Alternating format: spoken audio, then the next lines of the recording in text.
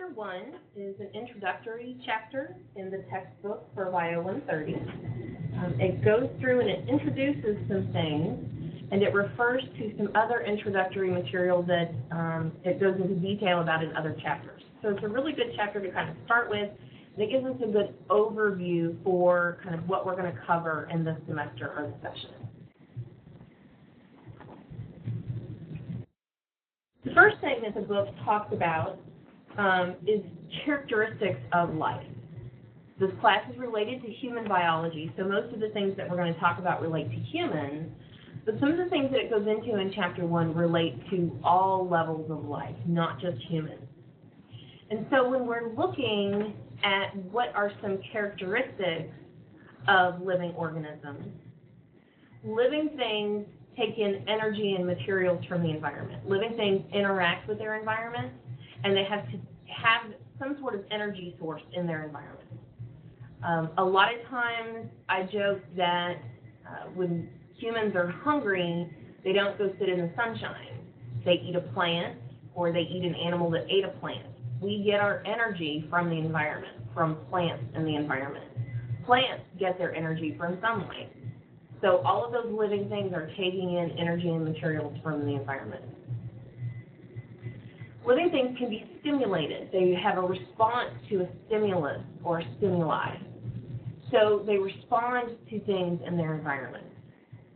A lot of times that's as simple as temperature. Organisms like to try to be at an ideal temperature, but it can be other stimuli in the environment.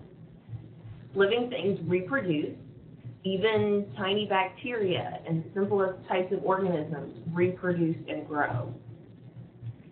And also living things consist of one or more cells.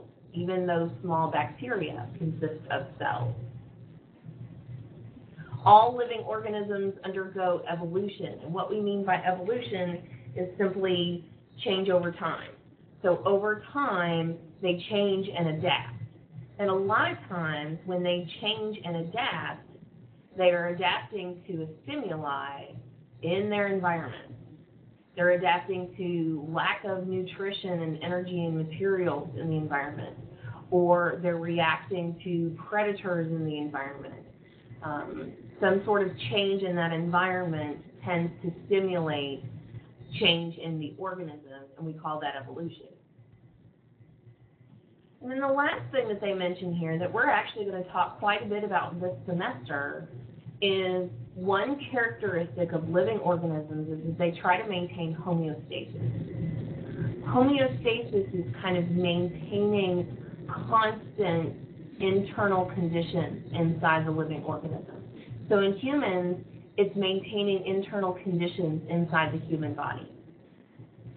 Your book on page 11 talks a little bit about homeostasis, and then when we get to chapter 4 next week, we will talk quite a bit about homeostasis and how structure and function relate in homeostasis.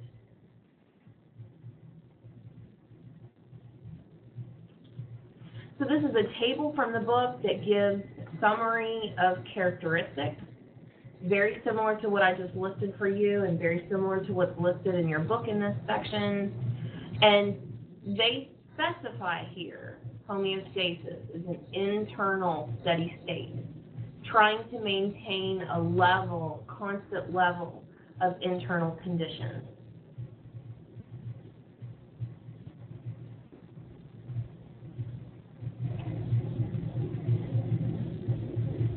Now they show a figure in your textbook, figure 1.5. We're going to look at it in just a second. And it talks about the levels of organization of organisms and even levels of organization beyond organisms that we find on our planet. All living things, all of those characteristics of living things that we just talked about, are comprised of atoms. And atoms fit together to make molecules, and molecules fit together to make cells. All living organisms have these levels of organization. Because all living organisms, we just saw on that previous slide, are made of cells. But some organisms are a little bit more complex than that. Their cells are organized into tissues, and sometimes tissues can be organized into organs, and organs can be organized into organ systems. This is the way the human body is organized, and this is actually the way our semester is going to be organized.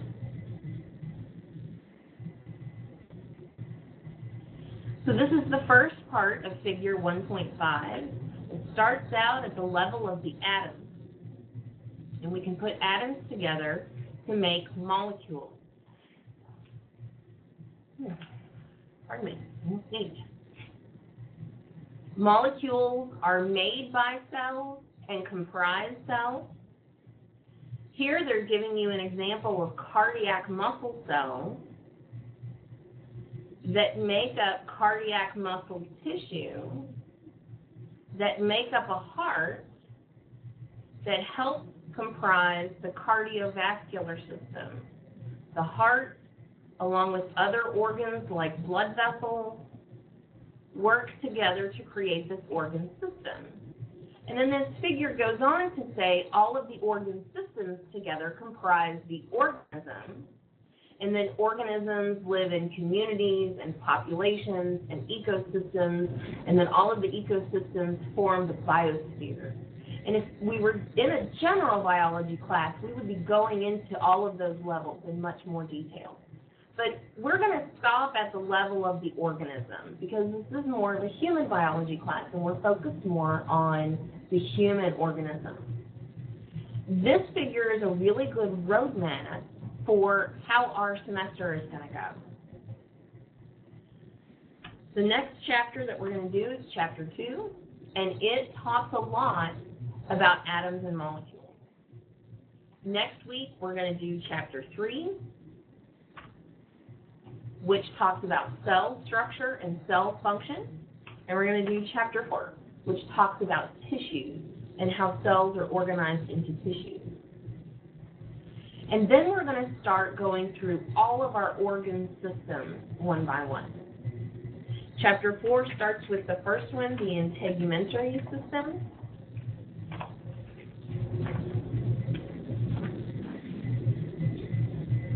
We'll go through the skeletal, the muscular, the nervous system,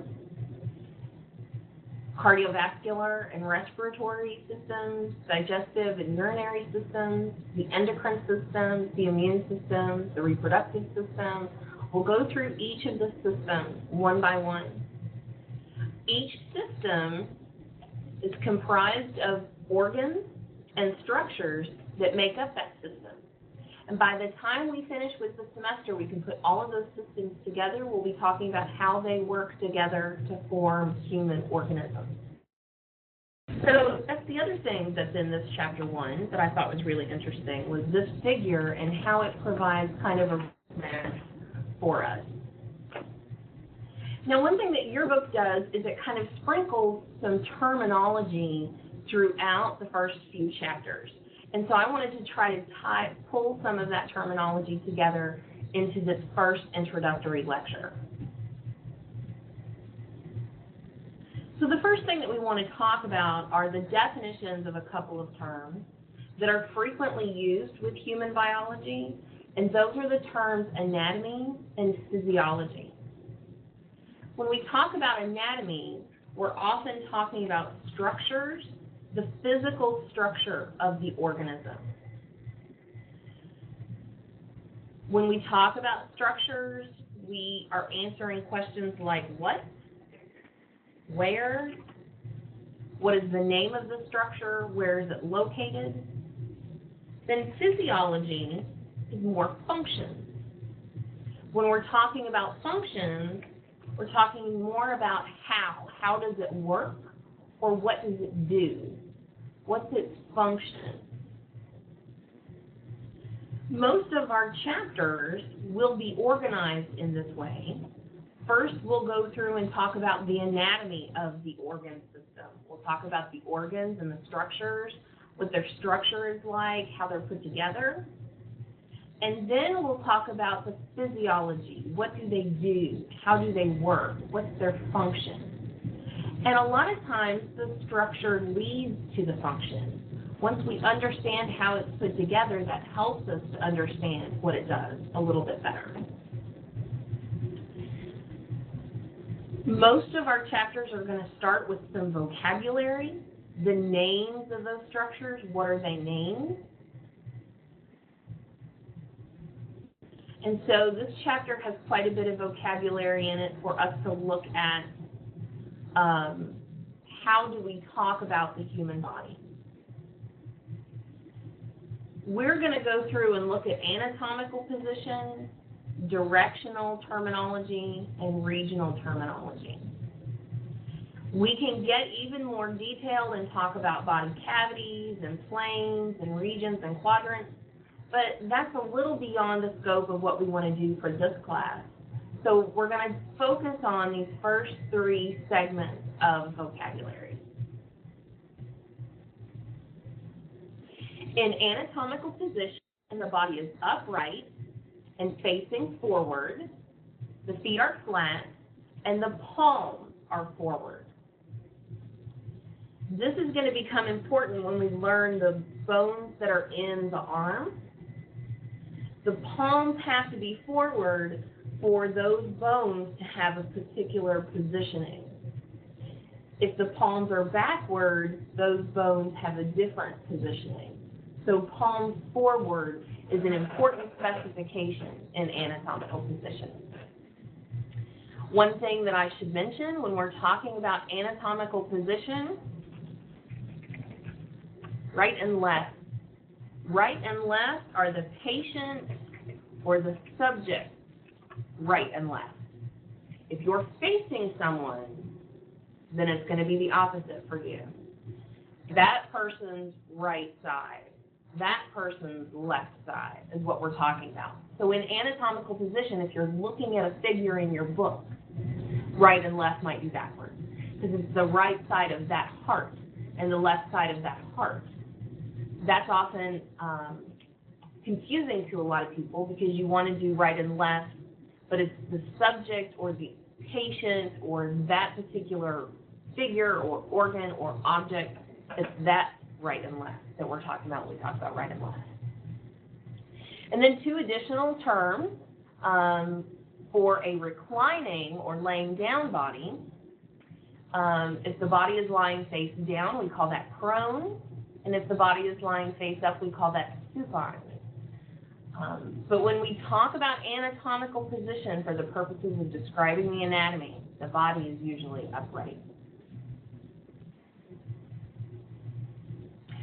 So your assignment this week is having you use two sets of terms, directional terms and regional terms. You're allowed to choose whichever ones you want to, and there's a couple of resources that you have. You have this figure that's in your PowerPoint that lists several of the directional terms, gives you a definition, and gives you an example. Given that I'm not a big fan of plagiarism, I do not recommend that you write down these examples for your assignment because you will not get credit for those. But it gives you a good example of using each term to describe the relationship between two parts of the body.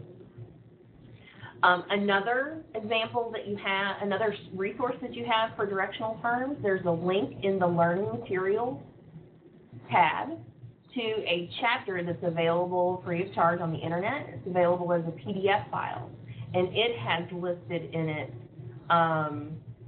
the directional terms and how they can be used. So when we talk about directional terms, what we're talking about is we're describing the relationship between two different body parts.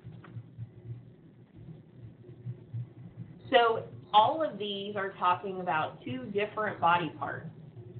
Heart is superior to the liver, stomach is inferior to the lungs. And these terms refer to anatomical position.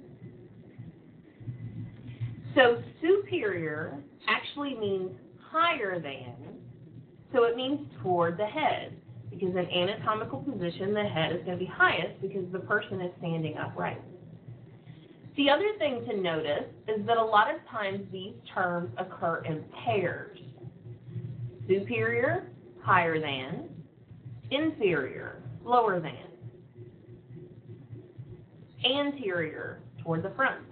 Posterior, toward the back. Medial and lateral, toward the midline or away from the midline. Proximal and distal, nearer to, closer to, farther away from. And I'm going to explain that in a little more detail in just a second. And then superficial and deep, toward the surface or away from the surface, deep or internal. So let's talk about proximal and distal for just a second. And we're going to talk about it, kind of how it contrasts with superior and inferior. Proximal and distal are used for the limbs, arms and legs. Each of the limbs has a point of attachment. The arms are attached at the shoulders, the legs are attached at the hips. And so we use proximal and distal to describe parts of the limb. Proximal is from the same root of the word approximate. So the word approximate means to make a close estimation.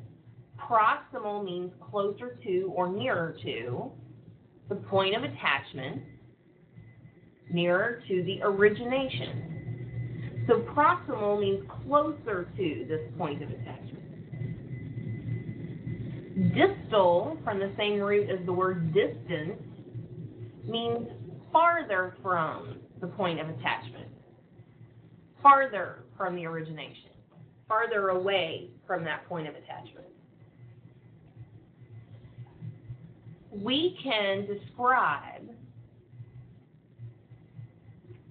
the wrist and the elbow using these two terms. If we're using proximal, which is closer to, we can say the elbow is proximal to the wrist. The elbow is closer to the point of attachment than the wrist is.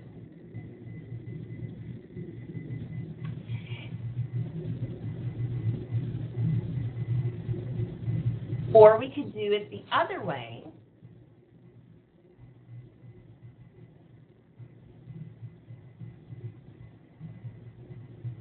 And say that the wrist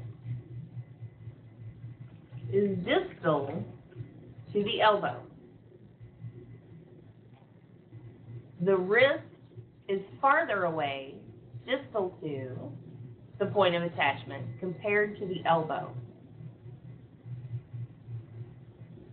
So these are two different ways that we can compare the wrist and the elbow. The wrist is distal to the elbow, or the elbow is proximal to the wrist. We're still comparing these two parts.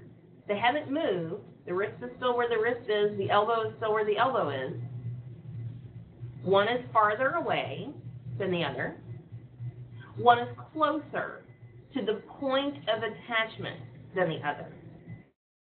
Closer to the shoulder, closer to the point of attachment.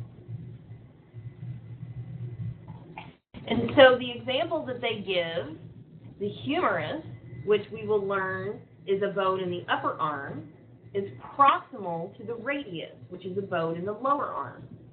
The humerus is closer to the point of attachment than the radius. So that's why we say the humerus is proximal to the radius. The phalanges, which are the finger, are distal to the carpals, which are the bones in the wrist.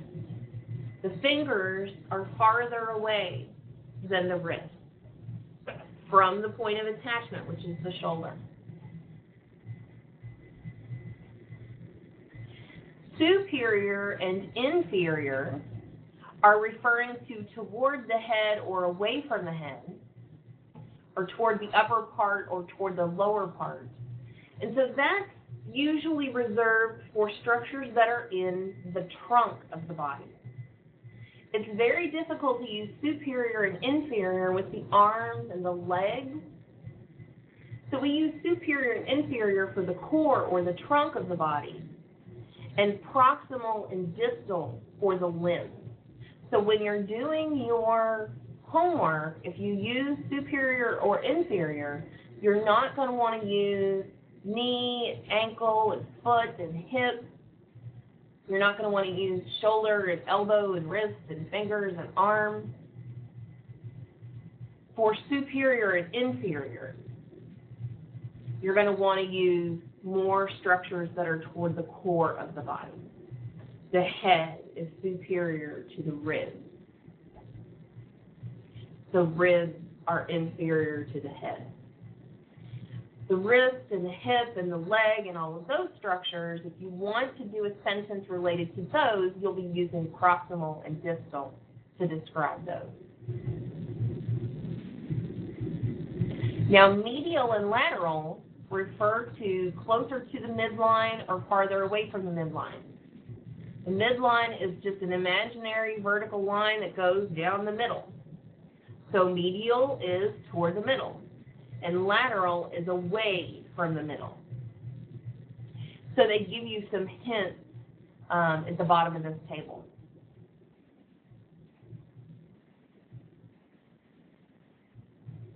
Then there's a figure to help you remember superior and inferior, medial and lateral, proximal and distal. So again, proximal is closer to the point of attachment. Distal is farther away from the point of attachment. Superior and inferior would tend to refer to the core of the body. And then medial means toward the midline, and lateral means away from the midline. And it can be on either side.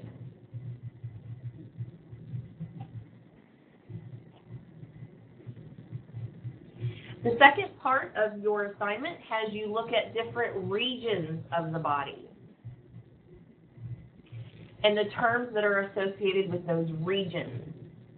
And it asks you to pick some of these terms and then to try to look on the internet or a medical dictionary if you have access to one at a library and try to find the etymology or the origin of that word.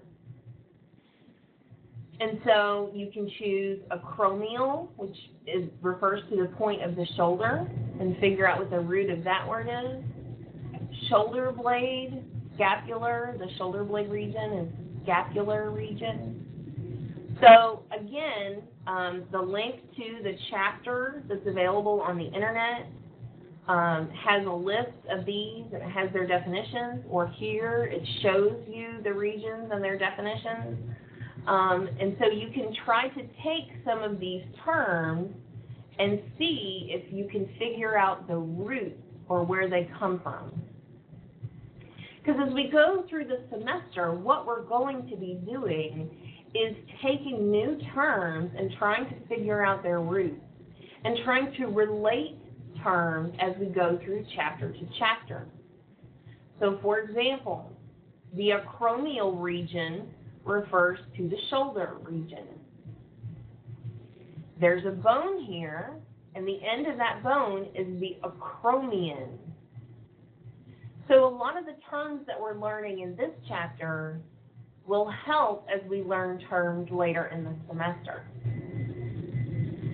The area behind the knee is called the popliteal area. There's an artery there called the popliteal artery.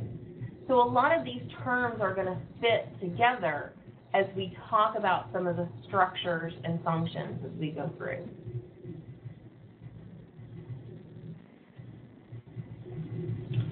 So that's some of the information that's in your book in Chapter 1, and that's some of the information that relates to the assignments that you're going to do for this week. If you have any questions, please be sure to post them on the discussion board or send me an email, and hopefully we'll be able to get them answered. And I hope that helps.